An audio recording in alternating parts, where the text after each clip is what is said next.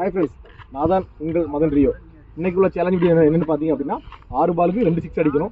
இன்னைக்கு எனக்கு தம்பிக்கும் சேலஞ்ச் வீடியோ காத்து சந்திப்போம். சேலஞ்சோட ஃபர்ஸ்ட் பால் ஃபுல் டாஸ், ஈஸியாக மிஸ் பண்ணிட்டார் பேட்ஸ்மேன். சேலஞ்சோட ரெண்டாவது பந்து 2 வைடு போட்டிருக்காரு. போடு ஷார்ட்டா போகல. 4 4 ஓட்டங்கள். 3வது பந்து 6 அடிப்பாரா? யாக்கார் மதன் ரிய வெறி கொண்டு போட்டுட்ருக்காரு. ரியோட 4வது பந்து ஃபிலிக்ஸ். இந்த பால் 6 அடிப்பாரா? ஐயோ, ஸ்லாட்டில் இருந்த பந்து தான்.